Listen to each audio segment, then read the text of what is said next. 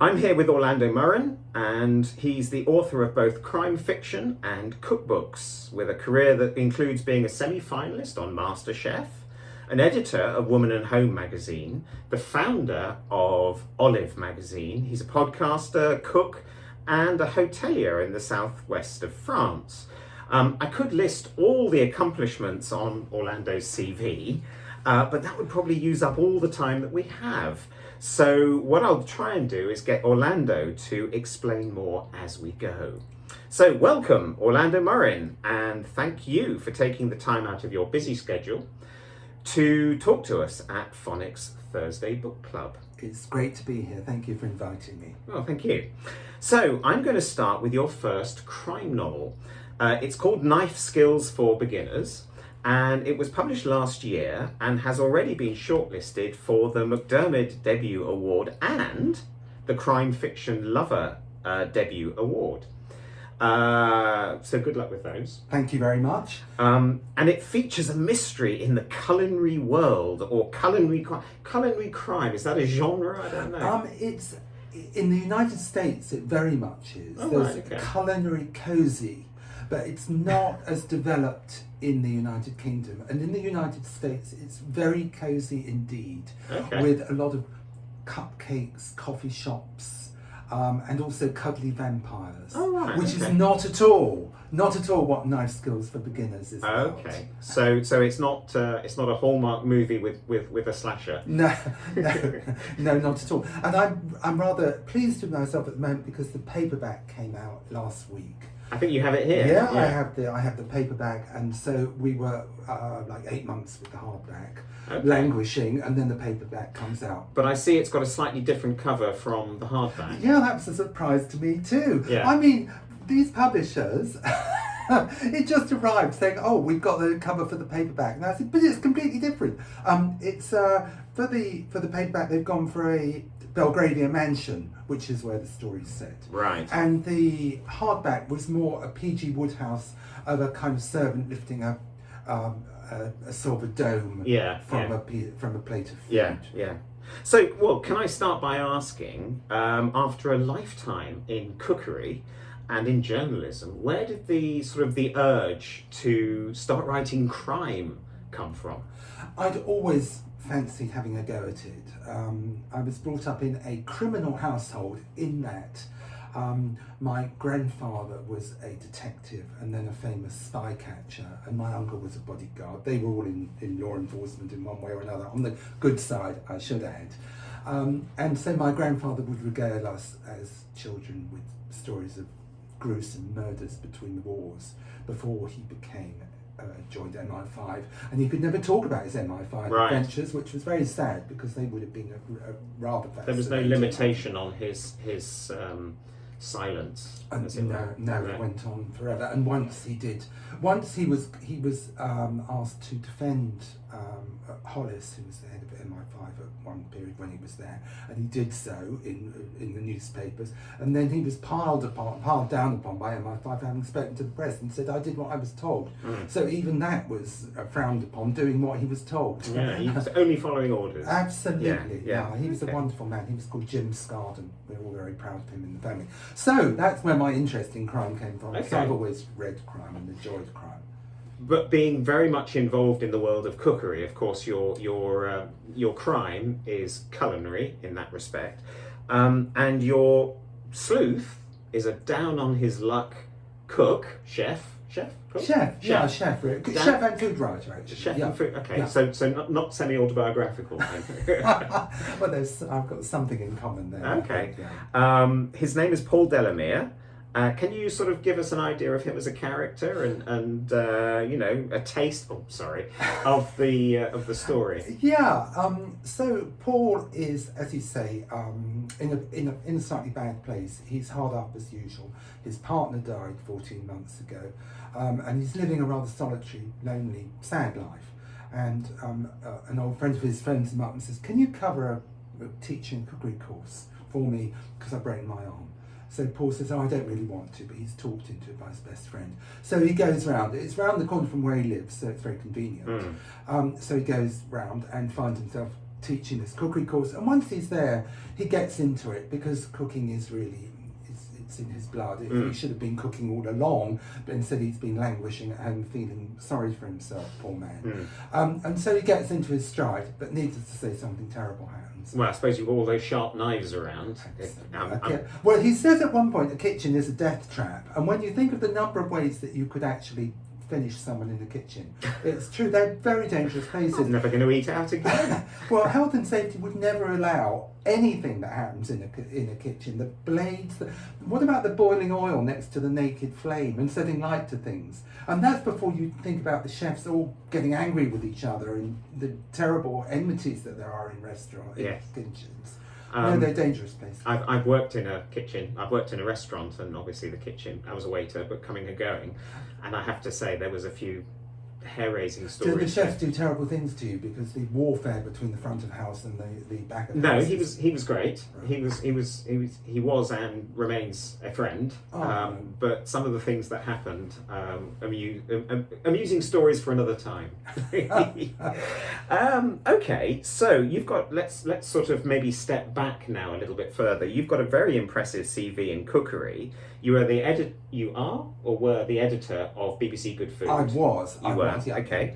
And you also founded Olive magazine, which is sort of a high-end recipe cooking magazine. Yeah. But I want to take you back to when you were the editor of Woman and Home magazine. Now, I mean, I think everyone's heard, I'm sure my listeners have all heard of Woman and Home magazine. And also you worked on Cosmopolitan. Yeah, I think I was the first and only male editor of Woman and Home. Yeah. And it was an absolutely cracking magazine. It was a sleeping giant, they called it, because the company that owned it at that time, it sold hundreds of thousands. It was called Future Magazine? At that point, no, it was IPC at that time, and then it became Time, and then it became Future. So that's how it kind of bought and sold, but that's the way of magazines nowadays. And so it had an enormous, very, very loyal readership. Of an older readership, it was the kind of monthly equivalent of Women's Weekly, which was an older readership. And they were lovely, the readers. They were fanatical about the magazine. It was a great job. And it was a proper magazine with departments, like cookery department, fashion department, features department, beauty department, letters department, fiction department. You had all these departments. So it was the kind of grand old days of magazines. Yeah. Nowadays it's all done by, very few people, and they're also running a website and doing 100 other things at the same time. But from your perspective, you said you were the only, or have been the only male editor as of far Woman as and I Home? know, the only male, so editor. How did you manage that? How did that work for you? Well, I don't know. I was working at the magazine. I was promoted up to be editor of it, and I loved it. I did it for about 2.5 years, and then I went to Cosmopolitan as deputy editor, and then I was covering actually for the deputy editor there, and that was before going to BBC Good Food, which was my biggest job that I ever did, and I did that for 6 or 7 years. Okay. But Cosmopolitan was an absolute riot. Why was that? Well, we had an editor there called Mandy Norwood. God bless her. She was possibly the funniest woman I've ever met in my life, and she was very, very vibrant and exciting person to work for.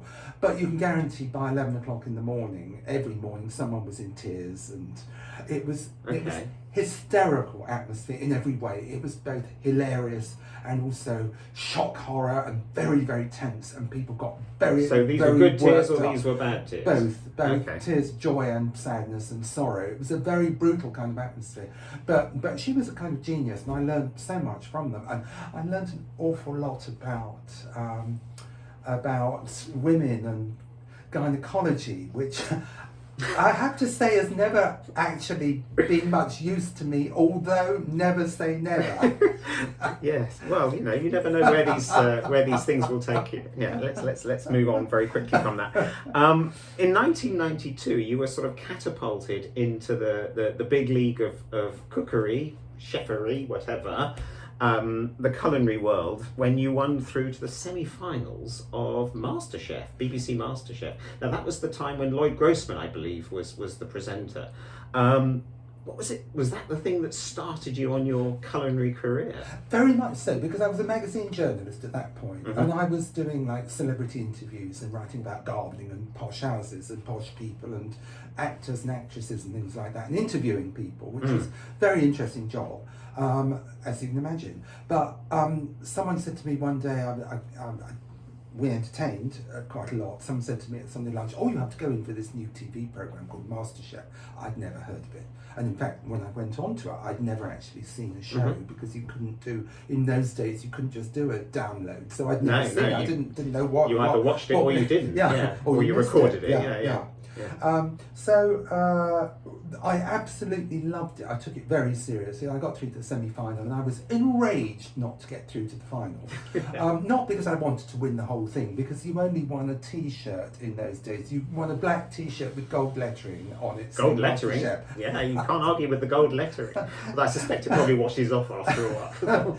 Well, I never got the T-shirt anyway. Oh, no, of course. But I was knocked out tragically, because I really enjoyed being on TV, and it was great fun. In those days, I think 12 million people watched it on a Sunday at 5 o'clock, and so it was amazing to walk down the street and have people stopping you the whole time. So that was my glimpse of fame, really, and I did enjoy it. Yeah, it was great fun. And Lloyd Grossman was an absolute sweetheart. He was beautiful manners, very, very, very suave presenter.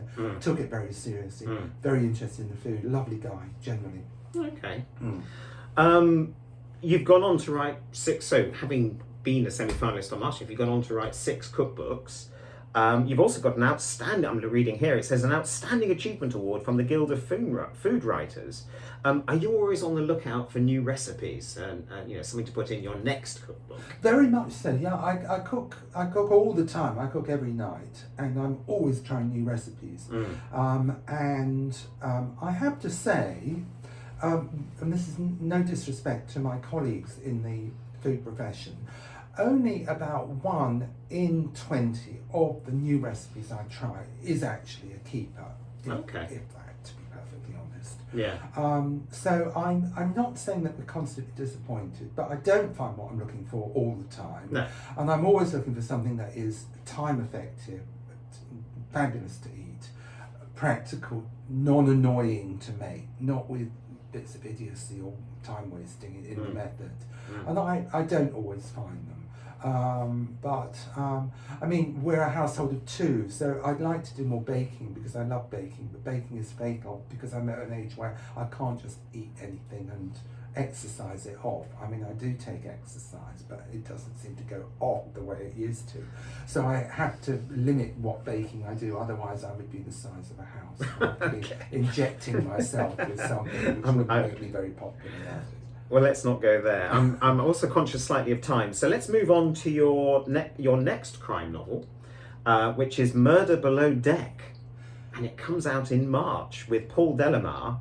Delamere. Yeah, Delamere. Actually, there's a bit of a gag there because Delamere, he's of the sea. Of the sea, but I chose a name that I knew that everyone would always mispronounce, and it always misspelt as well. So it's a bit of a gag in the novels. Paul's always furious because no one gets his name right. Yeah. So that's a bit of fun. Yeah. Okay. And so he goes off on a super yacht. As usual, he doesn't really want to do this, but he's invited at the last minute by an old friend to take up a free berth on a super yacht on a crossing of the Atlantic, and he says, "Oh, okay, if you insist." And his house is flooded, so he's got a reason to do it. But once again, things go horribly wrong. And just as he will never set foot again in a cookery school after that adventure, he sure isn't going to sea again after the Murder Below Deck adventure. Okay, so presumably sort of cosy crime, but because he's on a boat, there's no policeman, there's no, he has to solve the crime for himself then and there. It's very much a locked room scenario when you're on a boat, because it's obvious, unless there's someone hiding in the hull, which isn't happening. There's a spoiler. Oh, spoiler. we now you heard it here. Yes. Well, I'd like to write a novel where the person who did it was hadn't appeared in the rest of the book, that would be a real, well, the readers would The assassinate readers would, you, yeah, wouldn't they would not be happy. It would They be would not be illegal. happy. It's like yeah. killing a pet. Yeah. You're not allowed to kill a pet in a crime novel. That's illegal. Okay. As it should be, of course. As it should be. Okay. Well, is the book available to pre-order? Given that It it's is coming out in available to March? pre-order, And yeah. You've got a copy? That's the proof copy, yeah. That's the proof copy. It's available to pre-order. Bargain, I think it's $18.99 or something like that, the hardback. Ooh, And the paperback will follow a few months later. And it's got a lovely super yacht on the cover. That the proof hasn't. Yes, I was about to say the proof hasn't. My but books are all blue. I don't know why my books are blue, but I like blue with blood with spatter. blood spatters, yes, okay. Right, and are you planning a launch event? And may I say, I'm sure that the canapes will be to die for. Oh, sorry. You've done it again. Yeah, I'm sorry about people talking outside as well, but anyway. Well, for the launch of Knives Skills for Beginners, we did one of the recipes in the books because the books do contain recipes. Paul can't resist slipping in the odd recipe. Yeah. So yes, very possibly we'll have some canapes from the book. Okay. It's also the Murder Below Deck has simply the best chocolate cake in the whole world recipe in it. So it's worth buying for that alone. It's a dessert cake. It's not a kind of birthday cake. It's too refined for birthday cake, but it is sublime and Excellent. pure perfection. Excellent. Oh, well, I shall look forward to trying it when I come to the launch event. So, Orlando Murrin, it's been an absolute pleasure. Thank you so much for your time and for sharing your story with our listeners. I've enjoyed it and enormously. viewers. I've enjoyed it enormously, and thank you for asking me. Okay, well, thank you.